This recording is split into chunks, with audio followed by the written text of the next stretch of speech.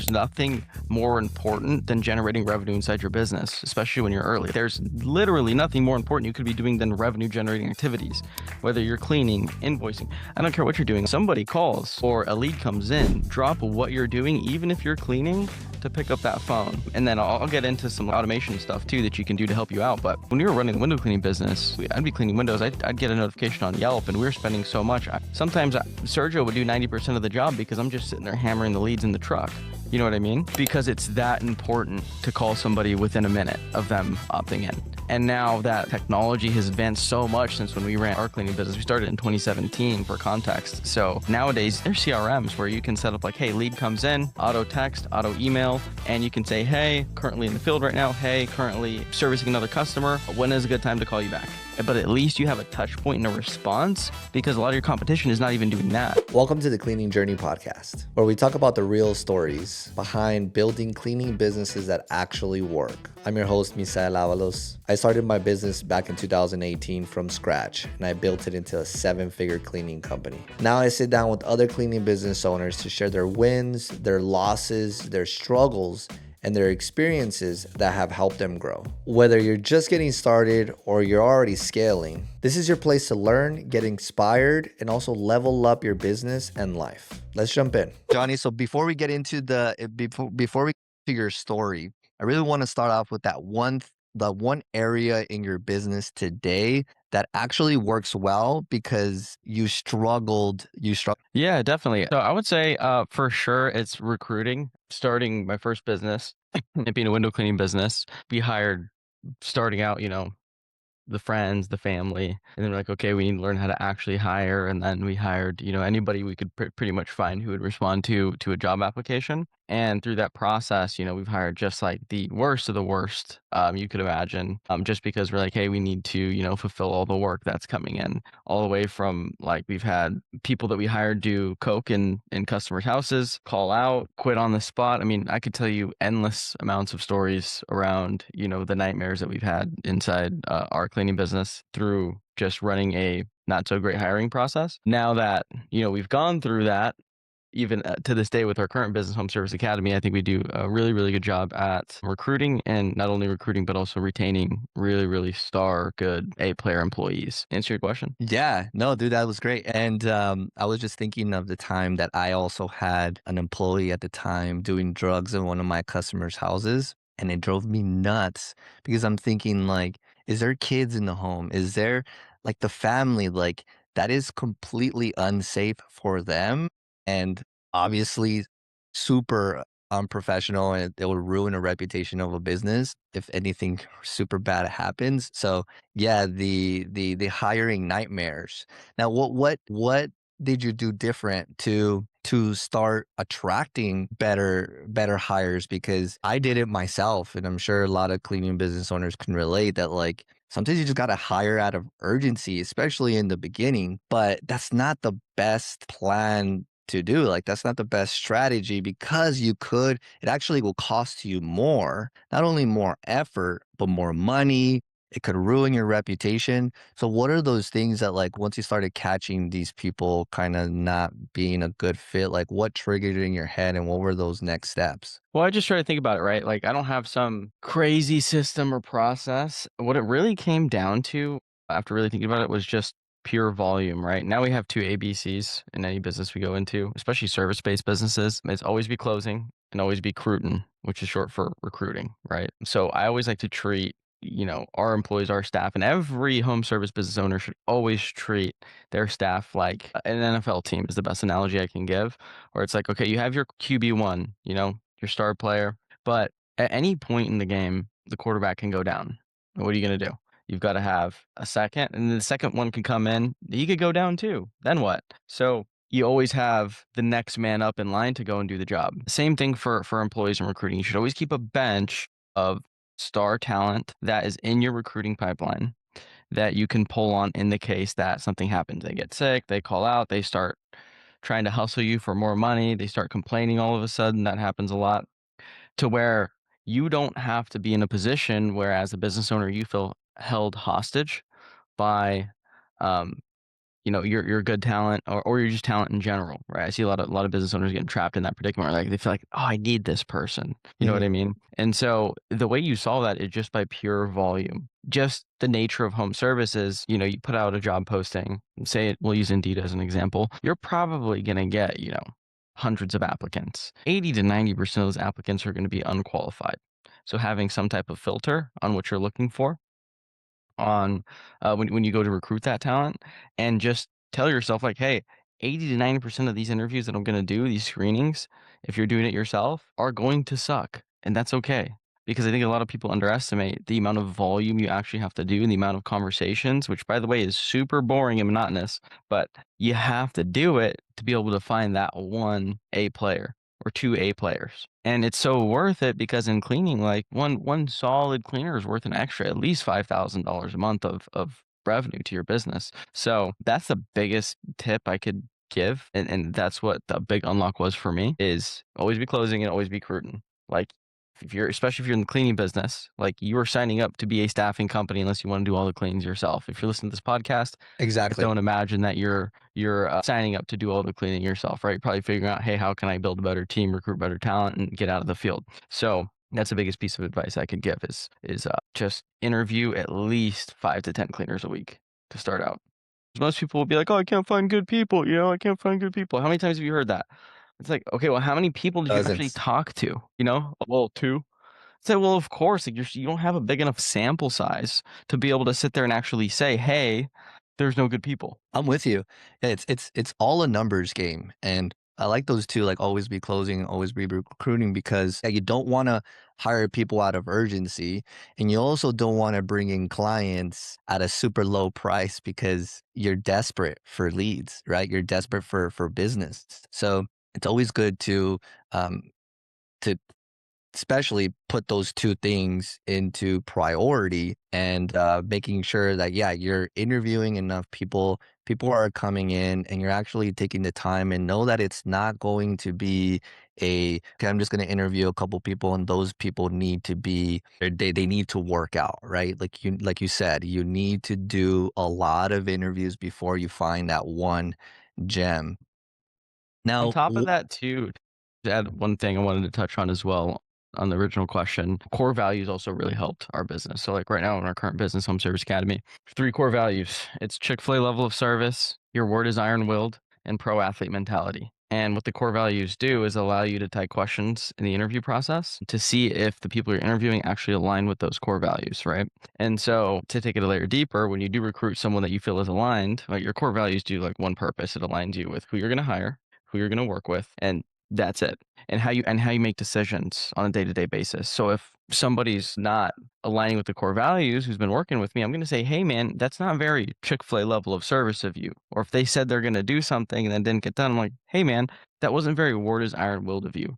And nobody wants to get called out in that way. And it's a much more polite way of saying, hey, you're screwing up, by framing it towards your values. dude, you're speaking my language. It takes the uncomfortableness away of like, hey, so we need to talk about you being reliable. We need to talk about, you know, these things that you're doing that are not that we don't want in our company, right? When you use the core values like you're saying, ours are be kind, be helpful, do what you say. If any of my team members are not kind to each other, hey guys, what's our first core value? Do you guys feel like you guys are being aligned to that value? Okay, you're not. Well, let's fix it, because that is what builds the culture. So dude, you put a firebomb in that one, because I think a lot of people are hiring people and they take them straight out to the field, and they're just like, okay, cool, you need to start learning all these things and start learning how to clean, which is great. That's a part of the onboarding process. But they in the interview, you want to know if they're even a culture match. Are they going to be aligned with the culture, the expectations that you have? And that will give you you should be able to find those red flags, and also have the ability to say, you know what, I don't think this person's a good match. And that's okay. You just need to interview more people. Absolutely. Yeah, core values are solid, man. And just because the interview process is super important, we're gonna drop a downloadable doc down below in the link so that you can use it as a guide so that when you're interviewing your people, have things to look into. What are those important questions to ask? Because the hiring is super, super important. So let's talk a little bit about the onboarding. Really interested in hearing your thoughts of, okay, cool, you find a gem. Great, you're aligned to our values, and we would like to have you on board. What does your onboarding process look like? Yeah, well, it's gonna be a little different for us.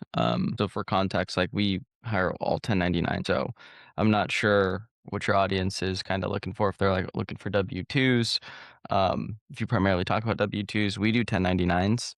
Okay. So it's not as in depth as it would be with somebody who would be W-2, so to speak, just because they are contractors. But our onboarding process looks like, screening, if it makes sense, and like you've got someone else doing it, then second interview with the owner, that looks good.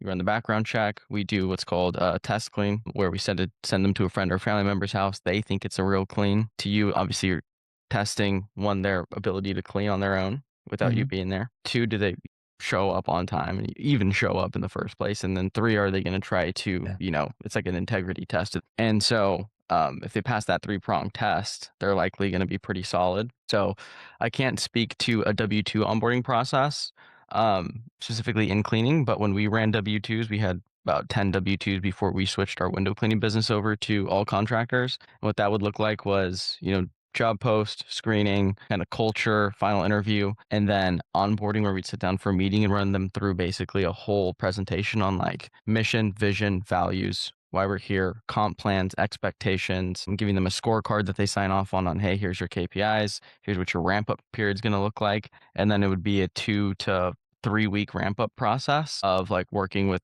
either Sergio or myself in the field, and then sending them off with one of our lead techs. For the like you said, going over the vision, the mission, and the scorecard, like, are you doing those things in person? I understand a lot of your business is automated and you have people doing it, but just putting ourselves in the position of the business owner, like, it could either be something that you're doing or maybe something that you suggest, but like, would you suggest for business owners to do that themselves and in person, like take some time to do that first before they go out into cleaning, or you test them first and then you get into the company values and all of that other stuff? Yeah, with contractors, we don't really do like a mission vision values with the contractors, just because they're not employees and we have to follow AB5.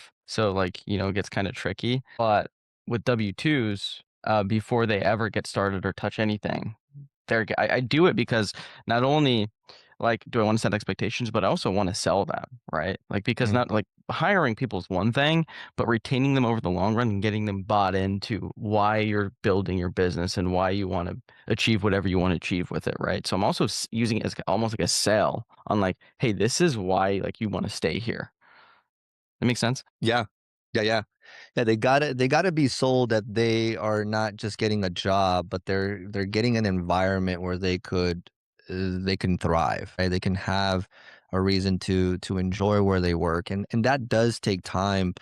You do have a couple days to kind of show off yourself and be like, look, this is why we're the best, and this is why we we want you to join the team because we want you to be a part of this type of teams. Yeah, the W-2 and the 1099 are different process, and just for the W-2, business owners, um, once you get through the interview process, what you want to do is you always want to have either a trainer that can be yourself or someone you trust in your team with the quality, and you want them to teach these people on specific sections. I used to plug in myself. We just got a trainer to do the fulfillment of the onboarding, but I used to plug myself on the third day, and then I go over more in depth standards of cleaning, the expectations, the employee handbook, how the pay system works, because we do pay by performance. So we don't pay our people directly by hour. We allow our employees to earn their pay. And then they go out into the field and learn learn how to clean specific sections. And then by the end of their training, which is usually a week or 2 weeks, then they have another meeting with myself and the supervisor. And then we just evaluate the scorecard of the trainer because they're always giving us feedback. And then we get to choose from there if that person's a good match. And from there, they sign the employee agreement.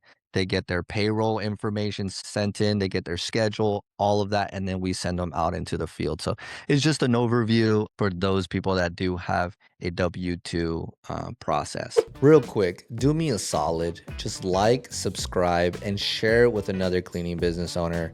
We want to grow this community together because when we all learn together, the industry becomes stronger. Let's get back to our guest. Top of that, like everybody we've ever comped, even in window cleaning, we're on performance pay as well. Like if you're not doing performance pay, never ever should you ever pay someone hourly because your comp plan, like if you show, someone said this, but if you show me the comp plan, I'll show you their behavior, is the saying. And like how you craft a comp plan is going to get the outcome you want, right? And so you Yeah. should ideally be tying outcomes and incentives inside your comp plans to what you want for that specific role. So for our window cleaners, for example, like we had them on like, look, here's your floor, like no matter what, you're going to get paid minimum wage, but you have an opportunity to make a percentage of the job instead of hourly because that way you can be more efficient, we can stack more jobs, and you can get off when you want to get off, right? And you're not incentivized to milk the clock. Because if I say, hey, Correct. and I already know people are gonna be like, well, I pay my people hourly and they're great. I promise you, even if you think they're great, they are inherently, like, subconsciously going to move just that little bit slower so they can make a little bit more money. It's just what's going to happen. 1000%. I mean, if Joe and John are getting paid the same, but Joe is like has a potential to do more and be better, and John is just half-assing it, like Joe is just gonna be the same as John at some point. Because like, well, John's getting paid the same thing as I am. There's no reason for me to do more. And that's where the performance pay comes in clutch because you have the ability to let your high performers perform at the highest level and earn that pay. And anybody that just wants to have a job and do the bare minimum, okay, that's fine. But our performance pay is 3 tiers. And if they are on a specific, if they're on the last tier for like 3 times, that's already giving us an alert. I mean, we already did we'll do like a reliability conversation with them. We'll get them back up. But if they're there for 3 times, we fire them. That's how we decide how to fire is if you're in the last tier more than 3 times. So I'm with you. Like they will work better. They will. You Yeah. just It gotta also give it weeds out people you don't want to work with, right? exactly. Low performers are going to see a performance pay plan and be like, I don't like it. And it's just Yeah, going to weed them out anyways. And it'll correct. attract more people who, want the opportunity to be able to make more money when they hit these different milestones. Exactly, exactly. It gives them purpose. It gives them purpose to perform. It gives them purpose to come to work and enjoy what they do. Plus, you're putting the expectations and the possibilities of earning the income they want to earn in their hands. Like, hey, this is what you're capable of doing. It's all up to you. I'm here to provide you the right tools and guide you, but it's really up to you. And that's why I like the performance pay. What I would suggest is to present the performance pay in the interview. Cause then that they already know, okay, cool. Like this is how they pay here. This is their game and this is what's expected from me. And then that's when we kind of decide there if they're going to be a good match for the onboarding of the training.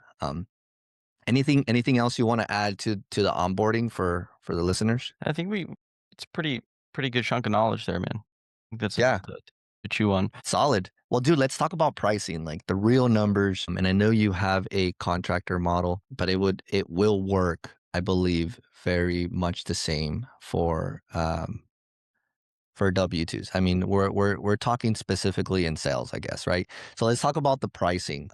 What were you charging per hour when you guys were doing the window cleaning business or per job when things weren't working? I mean, I guess it used to make sense to just tell you like start the whole journey. So like when we started, I started the business with my business partner Sergio. He's been my best friend since the 7th grade. We're still business partners to this day. He's still, he's like a brother to me at this point. And we started $150 and we just started knocking on doors and dude, we were just like pricing. We were watching like YouTube videos, so like $5 a pane. We're like, okay, cool. The first job we landed was a uh, dry cleaner that we quoted $20 for. It was like, I don't remember, dude. I couldn't even tell you. $20 for a job. It was like 6 windows. Should have took us like 20 minutes. She haggled us down to like $12. Took us an hour and a half, so we made like $3 each an hour. And then we landed a few more after that, and we were just kind of pricing, whatever um, we felt was right at the time. I remember being scared to say like $40 for this huge job. But anyways, we were like, okay, we're not making much money, so let's like figure out a pricing, matrix. And so as we started to grow that business, we eventually got into residential because there wasn't much money in storefronts unless you build a humongous route, which we weren't great door-to-door sales people. So we got into residential and started to learn how to market online. And through that, we really had to figure out how to price because that's when we had online bookings and we were pricing basically how long we thought it would take per window. And so we landed on eventually about $15 to $16 a window. What a window is two panes of glass, a screen, and if it slides up and down or left to right. So that is a window. An average house has 16 to 20 windows. So it came out to be about like anywhere from 300 to $450 is what we would end up charging. And that's how we came up with it, was just timing ourselves on how long it took us to clean a window and then reversing like what hourly rate should we be like, like what our production rate should be, all the way down to like the window level, right? And so what that came down to is about each truck should be producing about 100 to 150 per head per hour. Each truck had about two people on it, so we should be doing about $300 an hour. Yeah. Yeah, and I would like to hear what were you afraid of? What were you afraid what would happen if you raised prices or if you priced a specific amount? Because I know that we're all afraid in the beginning to like, no, no one's gonna move, no one's gonna pay that price, or my clients are gonna leave me if I do price increases. Like at that time, like what were you afraid of if you raised prices versus now? And I really have to think back, man. It's been so long, but I don't. I remember being scared to deliver high prices at first, but eventually, like as you start to get comfortable, you know, through saying these high numbers, you kind of get over it, right? And so I don't ever really remember being scared of raising prices, just because, like, I think about it, like, okay, you have cost of living increases every year, so at the bare minimum, you should be doing a cost of living increase of 3 to 6% every year.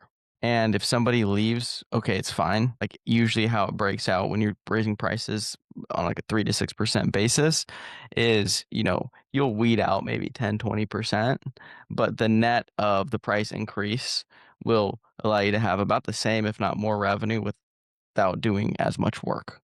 I kind of just told myself that in my head, and that would help me get over like price increasing, if that makes sense. And then how we would determine if we should raise our prices or not, to new customers, not our recurring, was our close rate. And so we always try to keep between 60 to 70% close rate. If it was ever above that consistently, we were like, okay, well, we're not pricing high enough.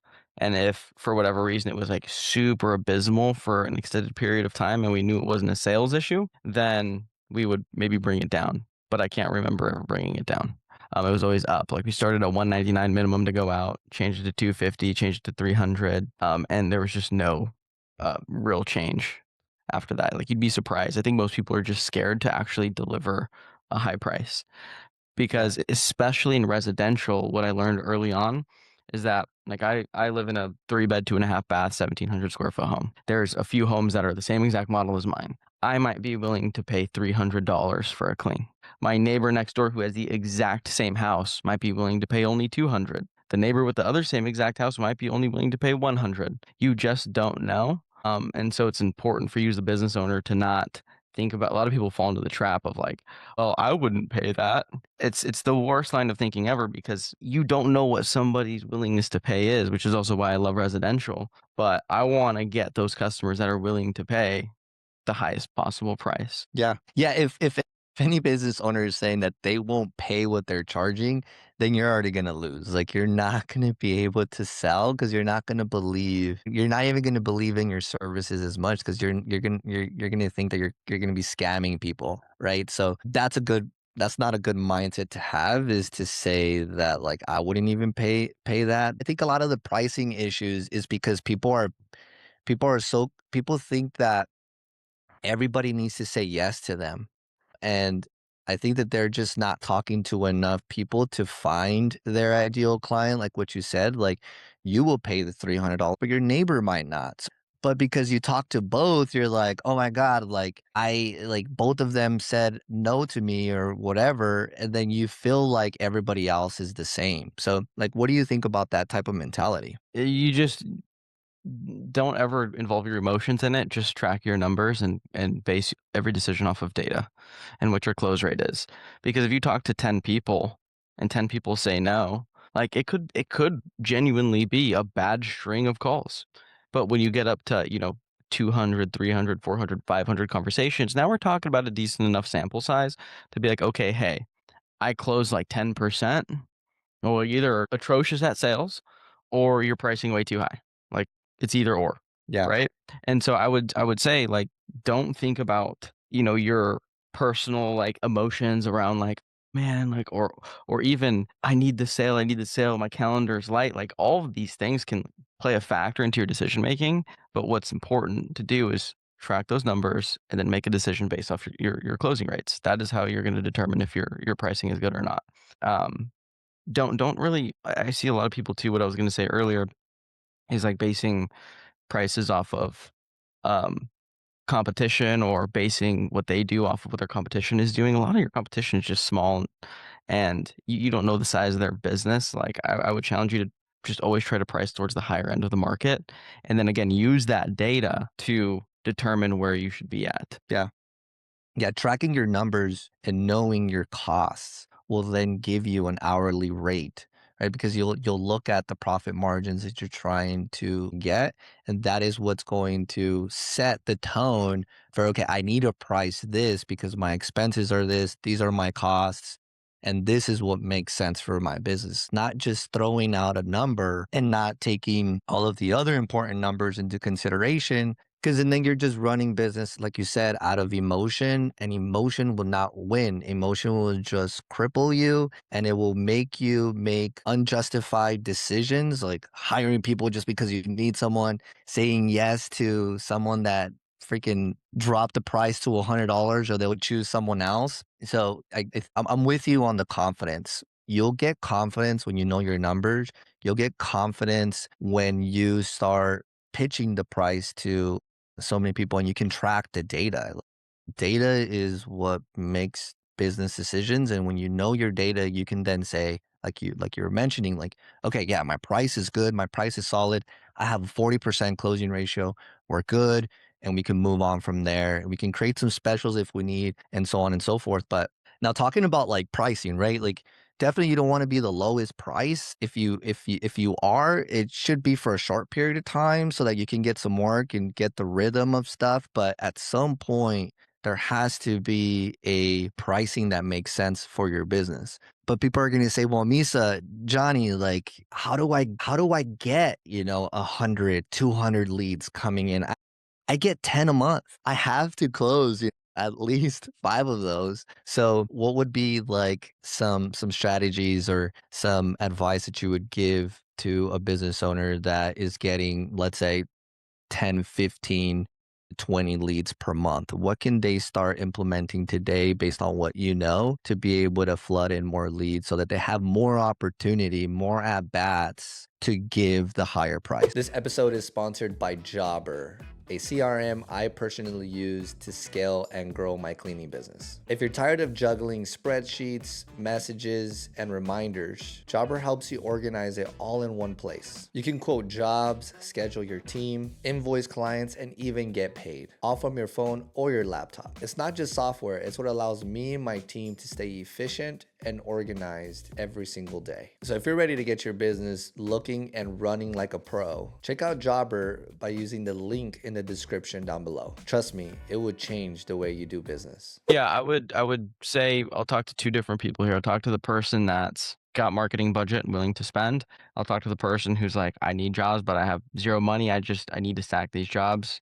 Like, I got to hustle to get them, and there's no real marketing budget. So first and foremost, if you're somebody who's got budget and you've got willingness to spend, I'm testing on all the different ad platforms in my area. So Yelp, Thumbtack, LSA.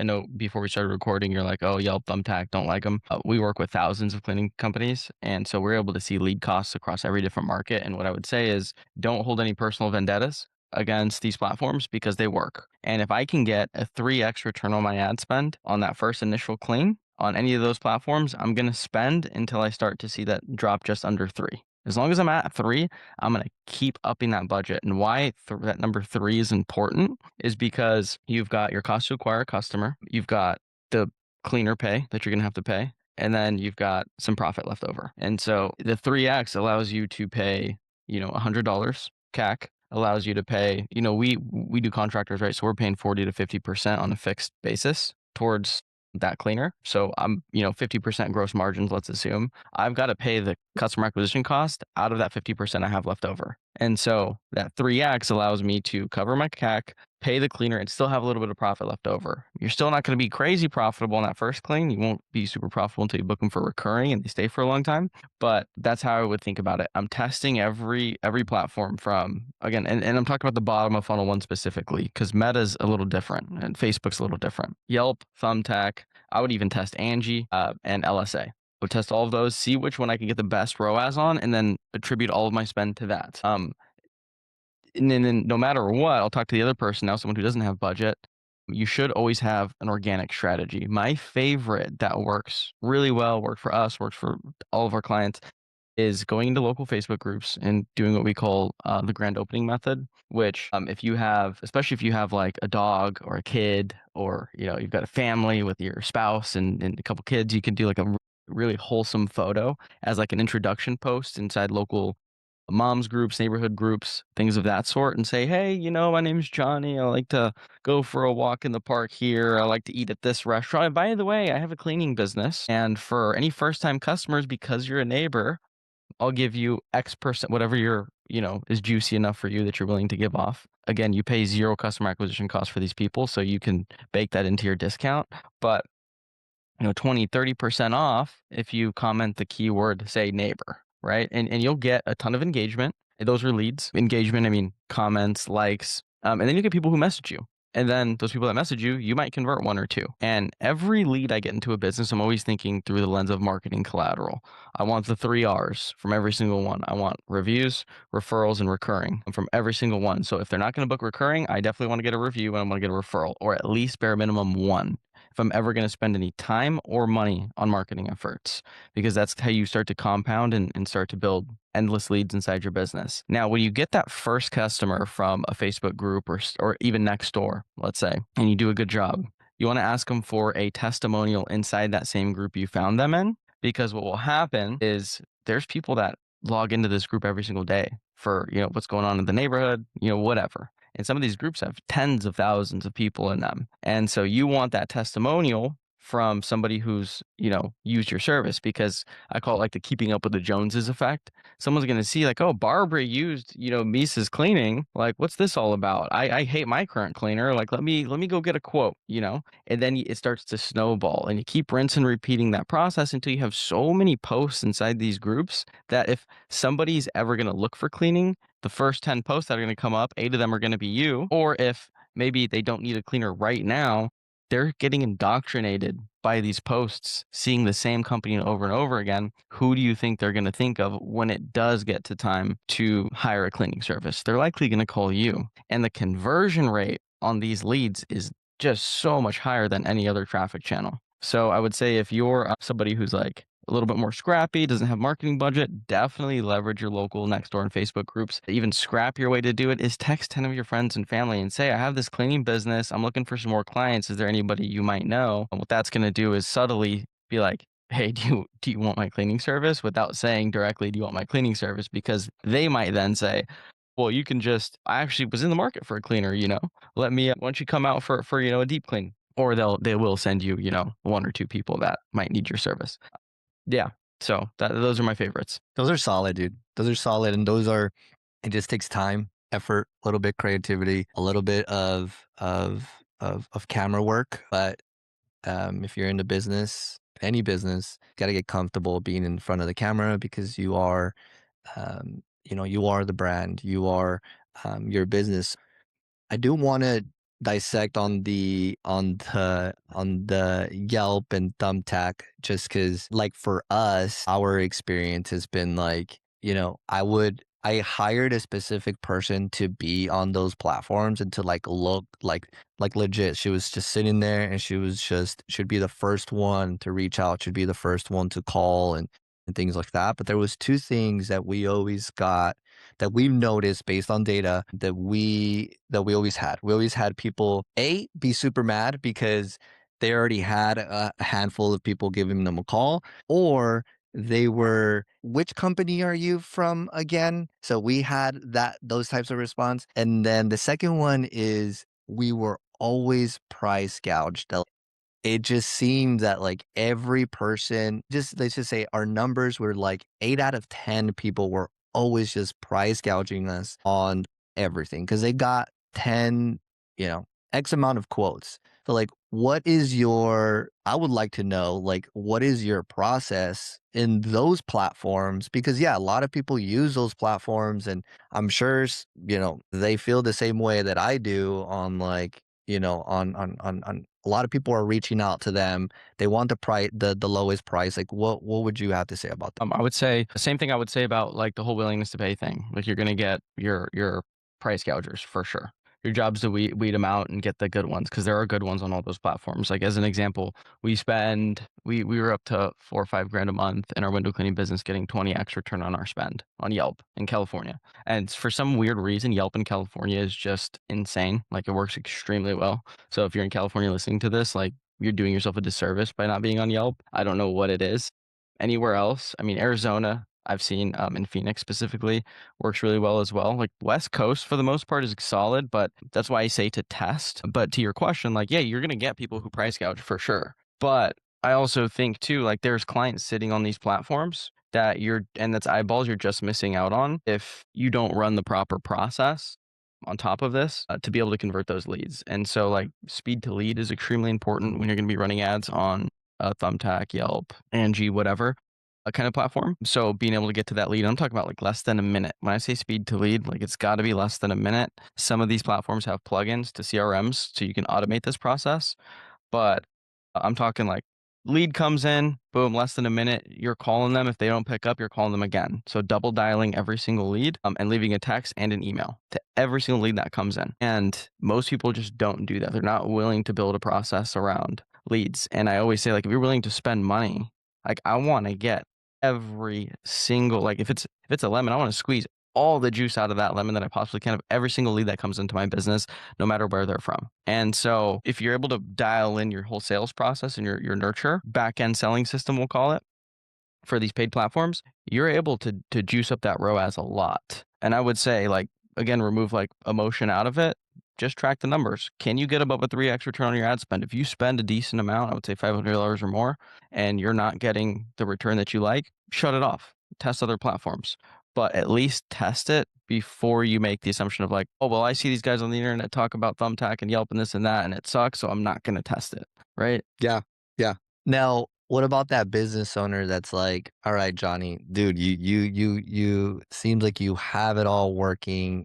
Like it's easy for you to just say these things because you have things working, but I'm wearing all of these hats, like I'm doing some of the cleaning, I'm doing the invoicing, customer service. I don't have time to call someone within a minute. Like, what would be some practical advice that you would give to that person on how they could take advantage of those platforms, but still be able to see a result out of it? Yeah, I would say it's just an excuse at the end of the day. Like, there's nothing more important than generating revenue inside your business, especially when you're early. Like, there's literally nothing more important you could be doing than revenue generating activities, whether you're cleaning, invoicing. I don't care what you're doing. Like, somebody calls or a lead comes in, drop what you're doing, even if you're cleaning, to pick up that phone. And then I'll get into some like automation stuff too that you can do to help you out. But like when we were running the window cleaning business, I'd be cleaning windows. I'd get a notification on Yelp, and we were spending so much.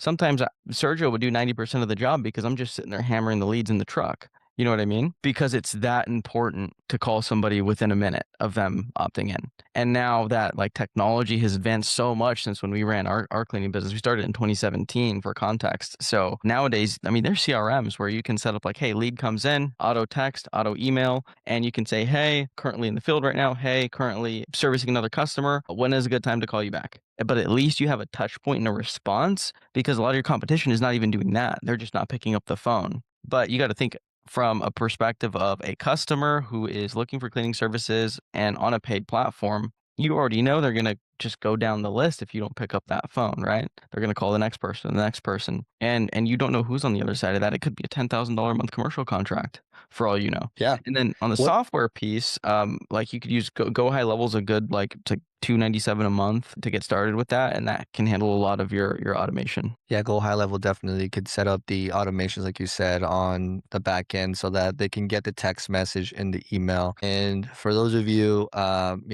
if you don't want to spend the time, if you don't have the time to set up Go High Level there or any automation platform, it is a good investment to hire someone that does, and they can do it for you. I mean, like you said, you I want always to got say to be one more thing. selling. Actually, I want to read some stats real quick, if that's okay with you, just to hammer home how important Let's speed to do lead it. is. So there's a study from Harvard that they did. It was over 10 years. It was the largest study conducted on businesses when it comes to speed to lead.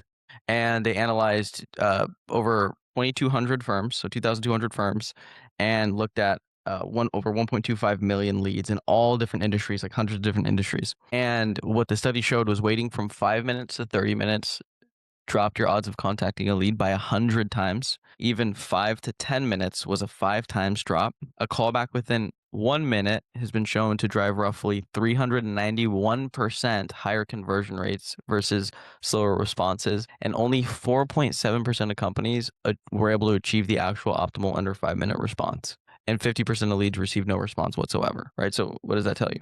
Your competition isn't doing it, right? So you can get a leg Yeah. up there. But two, how much money are you losing by not prioritizing calling your leads back, or at least having someone in your company, if you're at that stage, just focus on speed to lead? Like we have Yeah. reports in our CRMs and all of our clients where it's speed to lead by lead. So it'll be less than a minute, greater than a minute, greater than 10 minutes, all the way up to like hours. And you can see the conversion rates just dropping like crazy Yeah. the longer you Three take to was it call someone back. You said 391%? Yeah. Eesh, 391% chance of closing the lead? Is that if you call within 5 minutes? 390, yeah, 391% increase in converting that lead. Sheesh. Yeah, it's that's the thing, right? Like the only competition is you, right? Like we are our own competition, and we shouldn't be worried about what other people are doing because like data like this will tell you what they're doing. People are not answering the call. People are not being available. People are not setting up certain systems to do the process easier for them. And so if you are a business owner that is doing, the work and you're wearing all these hats and you're just like, well, how can I get more leads? How can I get in front of more people? It might be to say what Johnny's doing, like take some time and first, make sure your numbers are set up. Like, your numbers, your costs, your profit margins, your cost of goods sold. Like, you need to know these things first. But once you have that set up, like,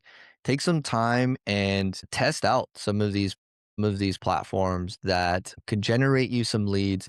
Now, it might seem, well, hey, like, I'm going to spend, $500. What if I don't get anything? You'll get data. You'll get information on how you could improve. Don't think of the $500 as a loss. Think it as an investment. Because, Johnny, I'm sure you can say, like, just as I could, like, I spent thousands and thousands of dollars that in order for me to test things and for me to try things. But at the end of the day, like, you'll get a result. And then that's where the ROI comes in. So test some of these platforms, get an automation, set some automations. So we use Jobber. Jobber has a lot of Mhm. automations behind it that you can use for your leads that are coming in. But when it comes to Yelp, Thumbtack, Angie's List, all of that other stuff. Like you might need a bigger automation and just hire someone to set those up for you. It's a good investment. And then you can take advantage of what Johnny's saying in here. If you just send them a text and an email within a minute, like you're gonna have a greater chance to close them. But even if Mhm. you can get an email and a number from them, what would you do with that email? And what do you do with your email list, Johnny? Yeah, Give them so an example. okay, so again, like back to the marketing collateral thing, right? I want to juice everything I possibly can out of every lead, no matter where they're at in the customer journey. So if they've ever filled out maybe a sign up form on my website, maybe they filled out a form on a thumbtack and I have their name, email, phone number. Well, I'm looping them into workflows depending on where they're at in the customer journey. And so if they've just given me their info, well, I'm going to be making sure I'm hitting them with at least bare minimum a weekly broadcast. Like I'll use an example. This is a couple years ago. I was at Calvin Klein. I had to buy like a tie for a wedding last minute. And, they're like, "Hey, you can get like 40% off for your email." And I was like, "Okay, I kinda know what you're doing." Like, obviously, Calvin Klein knows their data well enough to know what an email is worth to them.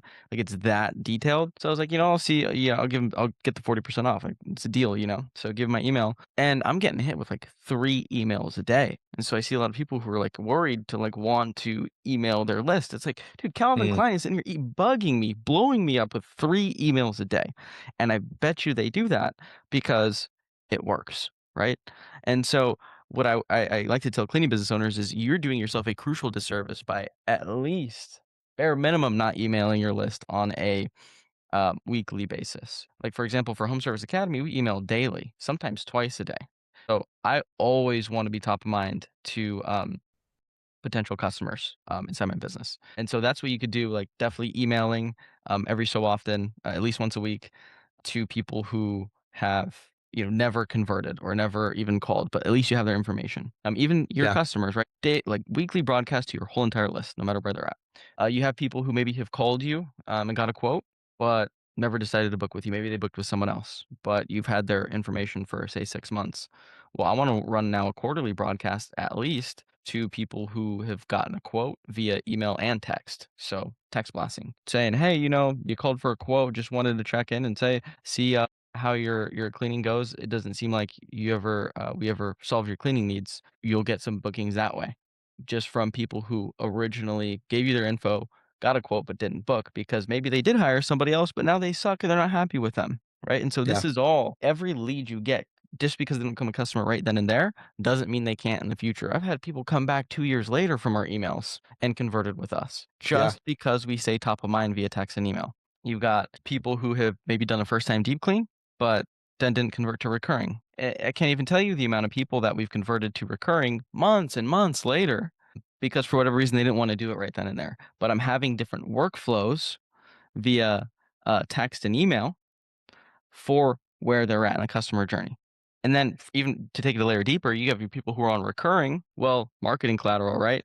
I want reviews and referrals. Well, did they give me a review? Did I ask for a review 6 months ago on Google? Okay, well, let me get that same review, but on Yelp now. Let me get a testimonial inside a Facebook group. Let me ask them if they have any friends or family member they can make introductions to who could use our service. So there's always something you can get for this yeah, information. yeah, for sure. And that's what you're, squeezing the lemon, like what you're saying. Like you want to squeeze every lead, you want to take advantage of it. And yeah, even if they don't move forward with you now, they will come back at some point if you are on top of mind. If you're sending them an email, a text message.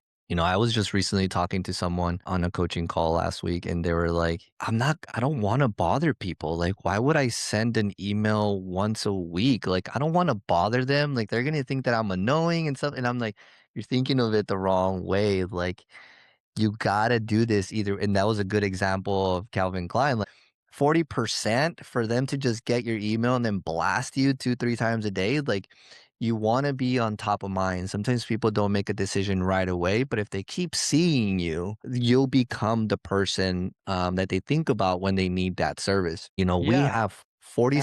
47% of our clients every single month, or new cleanings every single month, past clients. 47% of them are coming back every single month because we're doing what you're doing is We do once a week email either to our one-time services, people that were interested or reoccurring, and we're always, always on top of mind. I would like to get into the text message game, I really would, but I'm with you that if they didn't choose you now, that doesn't mean that they won't choose you down the road. An interesting stat on text messaging is like text SMS has a 98% open rate.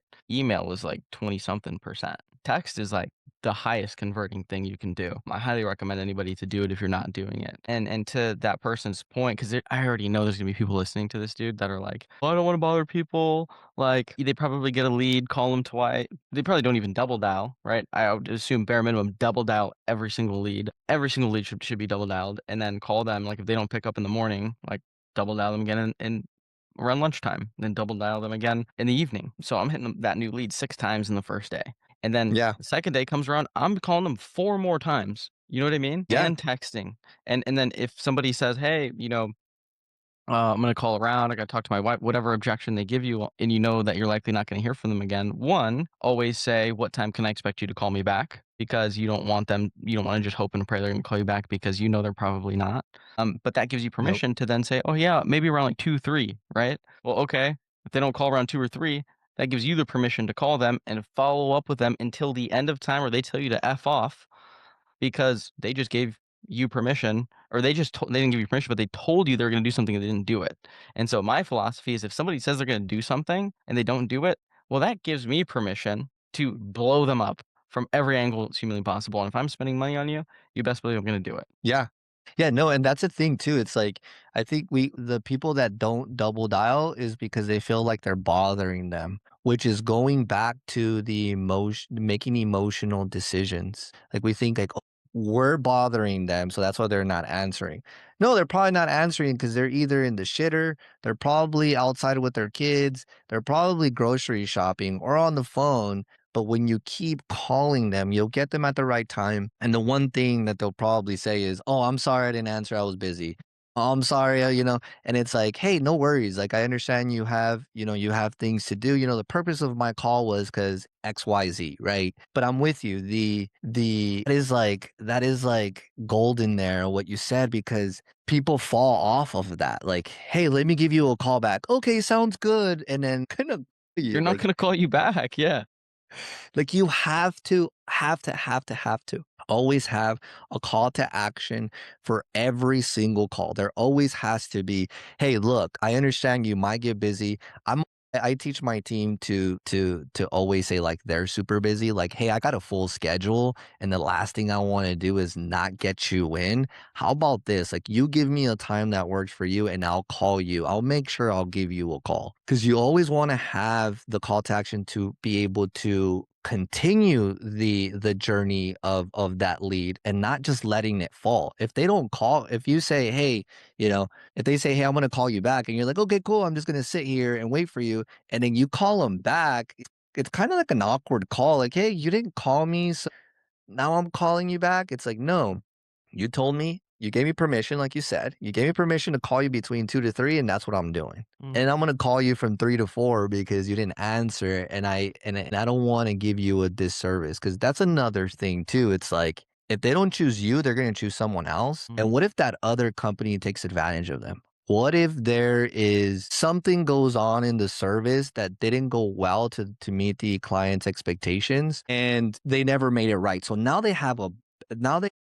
a viewpoint of cleaning in a bad way, and they're not going to trust another cleaner for a long period of time. So if you have a good service, you have a good process, and you do what is right, it is your duty to make sure that you service that client to the best of your abilities and not think that you're bothering them. You're giving them the ability to choose you and choose a good experience. Absolutely, you're doing a crucial disservice by not like if you hold the belief that you have the best thing, the best service, and you're not doing everything you can to control what you can control, and that's following up like it's the last lead in your system, you're doing a disservice to everybody.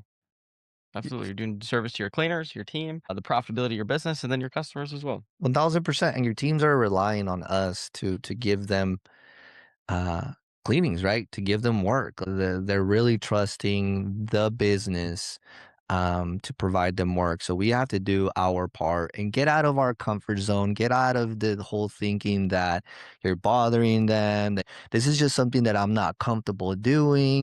I'm sure Johnny wasn't either. I wasn't. Like, you just get to the point where you do it so much that you just become numb to it, and then you start really aligning the purpose and the reason why you're in business. And now it's just like, no, we have our ideal client. This is how we do things. This is just what we do because we talk to 400 people. We just can't play the emotional game at that point.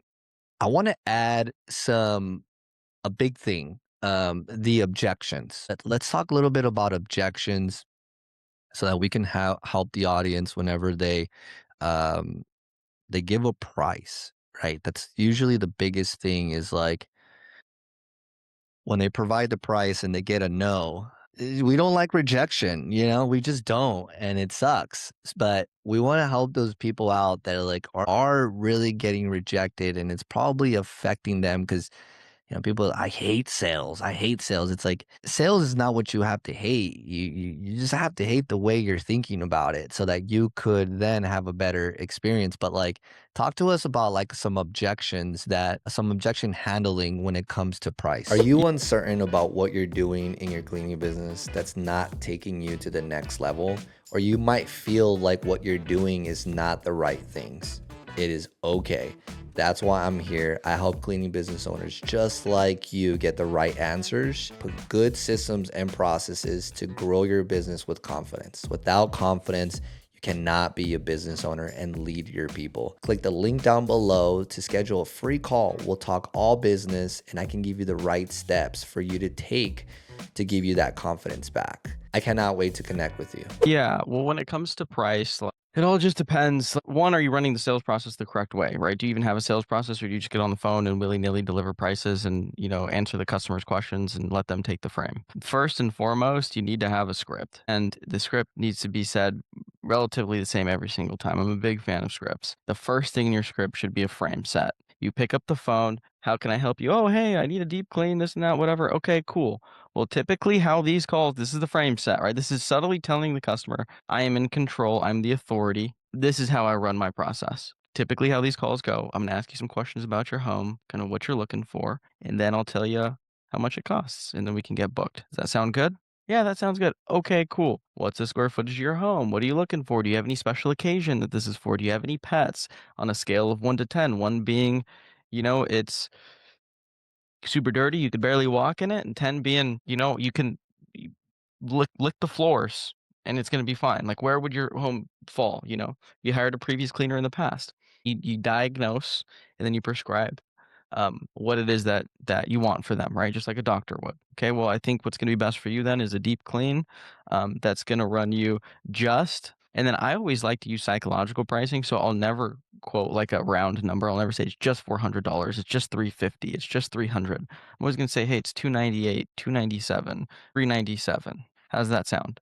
And then if they give the price objection, well, I was looking for maybe closer to or that's too expensive. I'm gonna say, okay, well, what were you expecting? And they're gonna say something along the lines of, well, maybe closer to 200, 300. You could do 2 things here. You could either anchor your price higher to be able to give them a deal, or you could say, okay, well, I can't get down. Well, if you did go that route and give them a deal, you say, well, I can't get down that low, but how about you meet me in the middle and say, 350? And you can usually get a lot of people that way. I'm actually not against doing deals with people. Most people will say like, "No, I'll never do a deal." Like, depending on your situation, if you got no jobs on the calendar, I'm absolutely wheeling and dealing because at the end of the day, like you are selling a commoditized service, right? Now, if somebody's like, "Oh, I was expecting like $100," I'm not even going to bother with that guy. He's going to be a pain in the ass anyways. Yeah. And then if it's somebody who's like, and that's, like, a little pricey,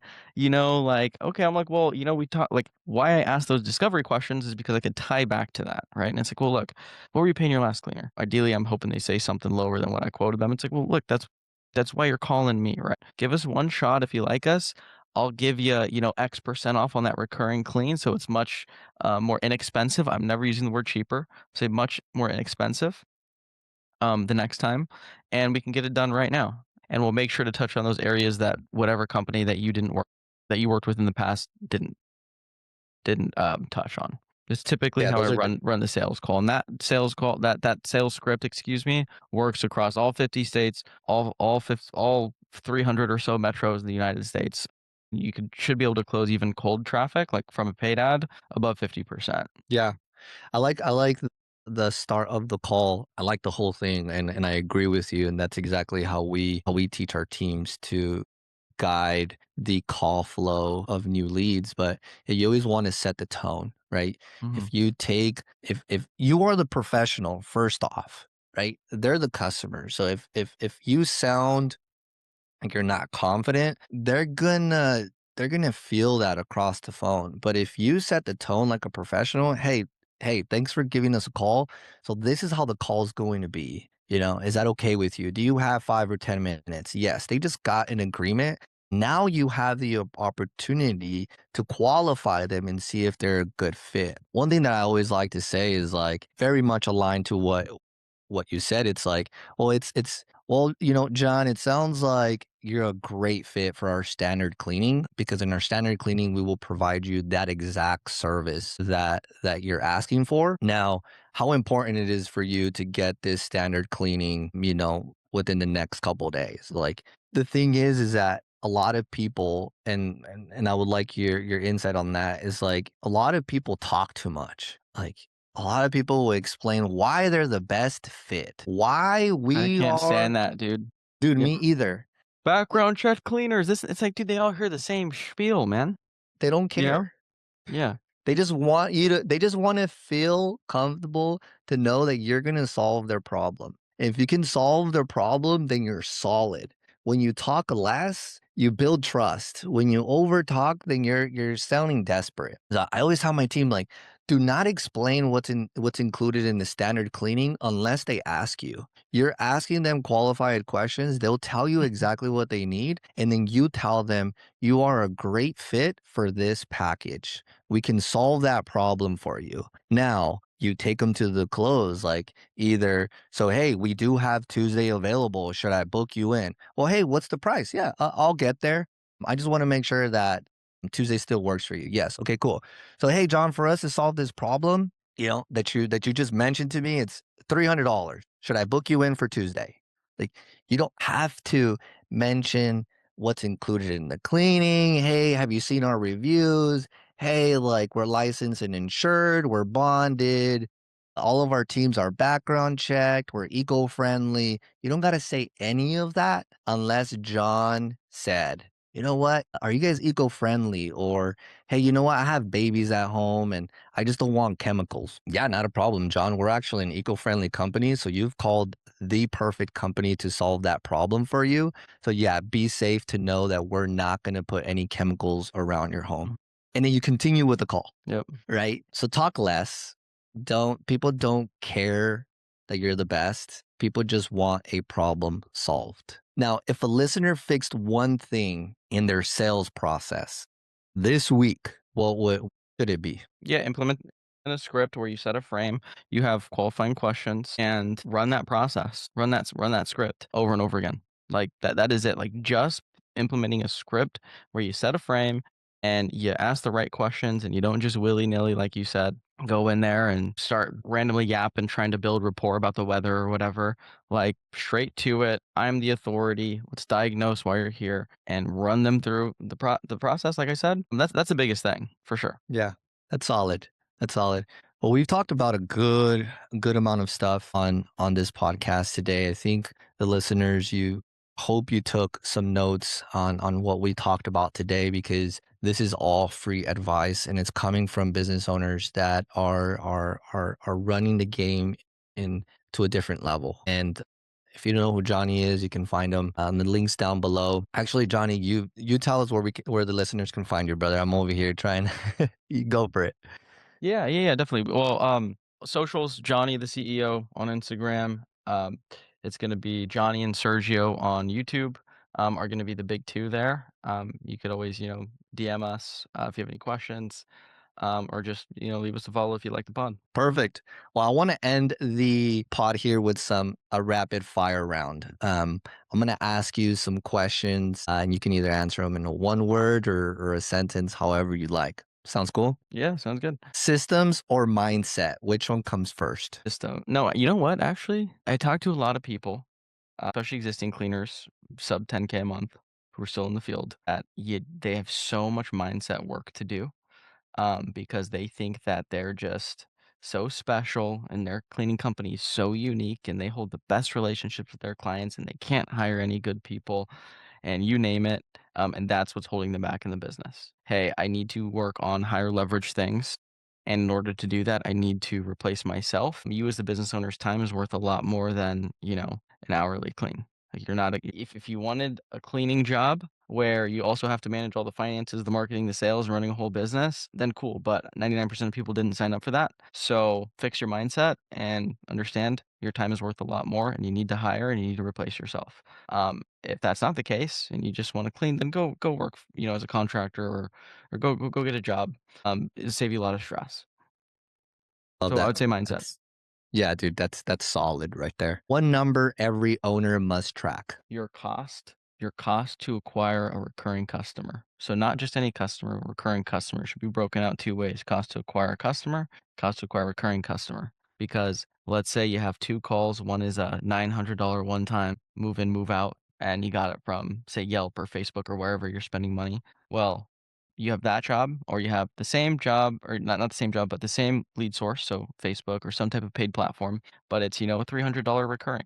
Which one are you gonna take? Most people would say, "I'm gonna take the $900 one time." But what you're failing to understand is you're gonna make more money in the long run if you know how long a customer stays with you on average, because that $300 monthly is gonna net out way more in the long run than that one-time clean. If you only have one calendar spot to book on, which one are you gonna take? Most people are gonna say the $900 job. And if you don't know what your lifetime value is and your cost to acquire your recurring customer, you're doing yourself a disservice in the business. Like you should know. I said cost to acquire recurring customer, that's important, but really it's your lifetime value. How long is a customer gonna stay with you? And I'm prioritizing booking those clients. Those are the clients I want, the ones that are gonna get on the schedule and stay with me until I go out of business or I sell the company. Or Yeah. yeah. And if you're wondering how to get that number, you definitely do have to have some data. And then, I mean, Johnny, I would like to hear kind of because that's an important number. I believe every business owner should have. But I would say even if you put your reports or any data you have into AI, they should, and you have that question, they should be able to give you that number. But where do you find that number in your number tracking? Yeah, we have like a whole custom Google sheet that we give to people that tracks like every major metric you can think of, from close rate by lead source, LTV by lead source, because you're going to find that like I spend money on Facebook, I spend money on Yelp, and I have organic. It's important to know what your LTV is by where those sources are coming from because they're going to be different. You know what I'm saying? Yeah. All the way to, your cleaner, like reliability. Like I'm just looking at some right here: cost per acquisition, average order value, percentage of one times converted to recurring, total one-time revenue on a weekly basis, monthly basis. I mean, you name it. Like these are all really important numbers to track, right? You don't want to get convoluted with too much data. Like you need to be able to look at this stuff and understand like what are the important ones. I would say those important ones are conversion to recurring, because if you're not tracking your conversion to recurring, um, then you're not gonna know, like, you're not gonna have the confidence to be able to spend money on ads. Because I know what my conversion rate to recurring is and I know what my lifetime value is, I can confidently spend sub 3x even to acquire customers and outspend my competition in my local area because I know what a customer is worth to me. Yeah.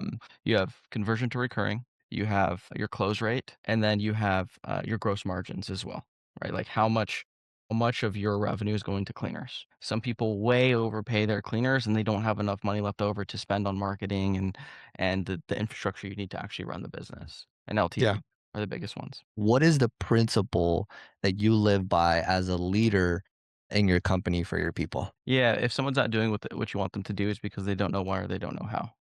Is my favorite for sure. Faith in leadership, is it an anchor or a compass? What do you mean faith? Faith. So we I get into talking a little bit about faith in the podcast. So at the rapid fire round, shoot some questions about faith in there. I guess faith in leadership could be of like for us is the value of my Christianity, but in the faith, I guess that you have in the way that you lead, we'll say, do you think that it is an anchor, like it's already solid and good to go? And how does it go into dealing it as a compass for your team, if that makes sense? Yeah, I mean, for us, like all of our leaders in our company, like I'm a Christian, Bridger's a Christian, all of our leaders happen to be Christian. We didn't plan it that way.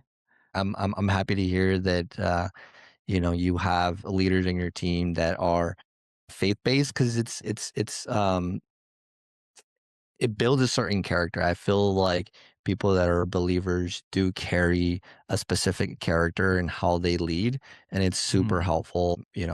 It brings the integrity and the values into the for system sure. process. So one thing most owners overcomplicate. What they work on a daily basis. People love to work on things that aren't going to actually move the needle, but you should always be thinking about your business through the lens of what is the one constraint I need to solve for to unlock the growth in my business to be able to help me get to my goals faster. And business owners will do, and a lot of the times that constraint is the thing that they're avoiding. So maybe it's like, hey, I need to get more eyeballs in front of my business. I need to market more. And they just either don't know how or they're just uncomfortable doing it. So they avoid it by working on things that aren't going to actually move the needle. And Yeah. the quicker you can get over that and work on the things that are actually gonna move the needle in your business, the faster your business will then grow and scale. Yeah, yeah.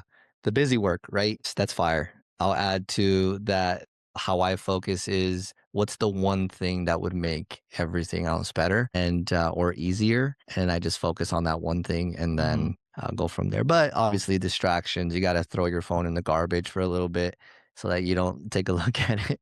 But mhm. final question, brother, and I appreciate all of this fireness that you've given in this podcast. If a cleaning business owner is overwhelmed, underorganized, and doubting themselves right now, what's the first step you would coach them to take? I would say I'm very practical, dude. So like I don't like for my coaching clients, like we have like a ton of coaches on our staff. So like we have the coaches that have all built and scaled and sold cleaning companies working with them. So I don't actually have any one-on-one coaching clients. But for our mastermind people, I will get on calls with them here and there when they need help. And I'm never gonna be the guy that's like woo woo rah rah like be a therapist. What I'm gonna do is be very practical and say, all right, let's look at the numbers. Everything goes back to the numbers. So if you come to me and say, "Hey, I'm overwhelmed," I'm gonna be like, "Okay, well, let's talk about it. What do your gross margins look like? How much are you spending on advertising? What's your recurring revenue right now? What are your net margins?" And most people probably aren't gonna have all that stuff. So I'm gonna say, "Well, let's get organized, right? You're just like in a messy room right now. We gotta organize the room." So we can understand like, all right, now that it's organized, where are we leaking and where's that one thing going back to the last answer that we where's that one thing we can work on that's actually going to move the needle and not make you feel so overwhelmed. A lot of the times when someone's feeling overwhelmed, it's like it's just because you don't know what to work on and a lot of times that one thing will solve 80-90% of your problems. Yeah, yeah. Love. So if it's like, "Oh, I can't find any good people," I'm half in the field, half, like, trying to onboard people, it's like, you just need to focus all your time on recruiting. Maybe you have to say no to a couple people so you can spend a day focusing on just recruiting and take, a small step back to make a couple steps forward. Yeah, dude. Thank you, Johnny. I appreciate your time, brother. This was a great session. And if you didn't take any notes, please go back, listen to us again, right? Like if you really want to get ahead in business, it's repetition and practice. You want to listen to this again, take some notes, go to Johnny's profiles, look at what he has out there. And yeah, we're all in the business and we always want to become better. So I appreciate you guys taking the time and listening to this podcast, and I'll see you guys on the next one. Thank you, Johnny. No problem. Thanks for having me, man. If you got value out of this episode and you took some notes, that is fantastic. You're one step closer to success. Now, do me a favor and share it with another cleaning business owner so that we can all learn together. My goal is to bring real stories from real cleaning business owners so that we can grow this industry together. So if you'd like that, please like and share, and I would really appreciate it. And I'll see you on the next episode.